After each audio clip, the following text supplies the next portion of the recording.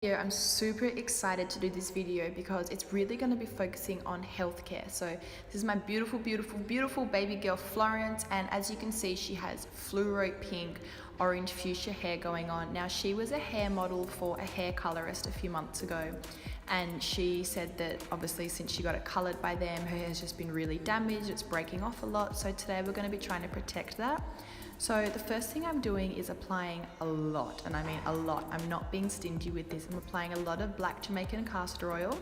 And then this is a technique that I love to do on my clients. While I'm applying the oil, I dip them down really fast, down and up, to give them instant blood circulation. This is going to help a lot to get your hair follicles up and going, and it's going to stimulate fast growth and thickness. So doing this before you put the wig on is a great little tip.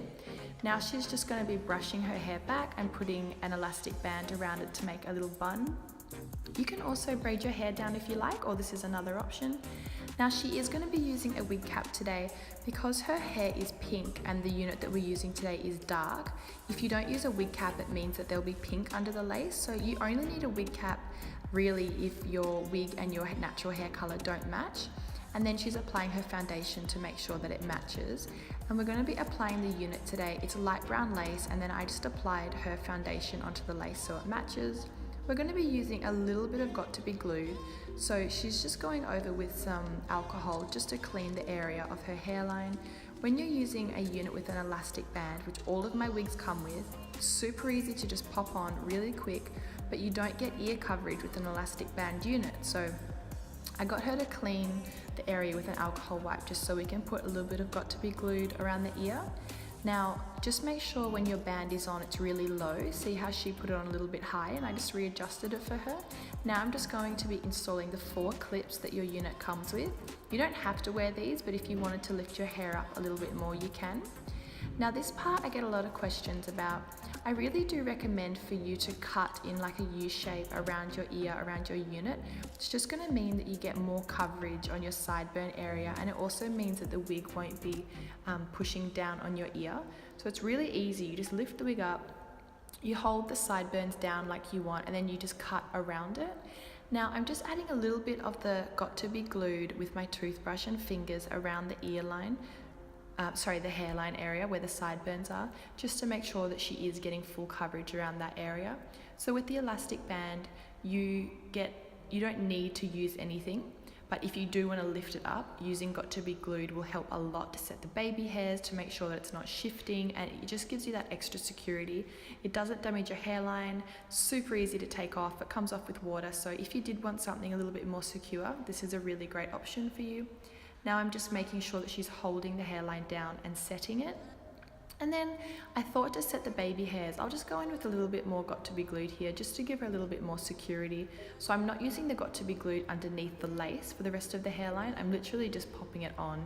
And here I'm just making sure that her wig cap is sitting right.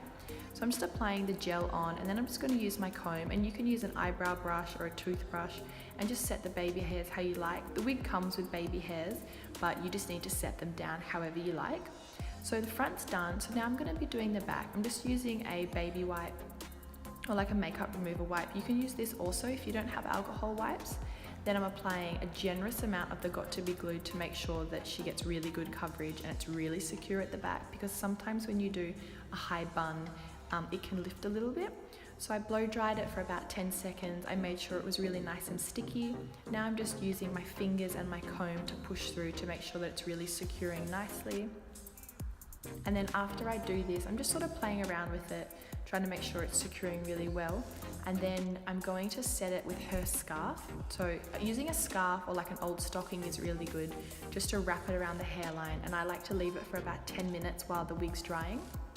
And this is going to make a massive difference to how secure the wig sits.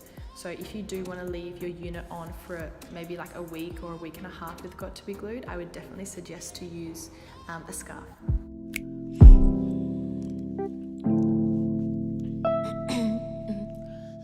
Take care of you, I will.